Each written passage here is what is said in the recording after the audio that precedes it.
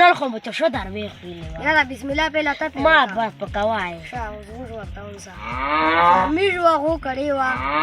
یوه ټیم مو یې ډرام ایښودې ځانې ډاک کړ یوه مو بلټایي ځانې ډاکه کړه ټول خلکو ته مو وړي ښه بیا مې ولته ښه غوږ ورنیسه موږ یو کدو وه په چې ګنټه مو کتله په خمیدونو ته رسېدله وه چې بیا مې سبو مې بیا کتله کرک ته رسېدله وه چې بله مې بیا کتله پېښور ته رسېدله وه نو تا څه غول خورئ نو مړه سودا درکړه ما کړې اسلام آباد ته ځي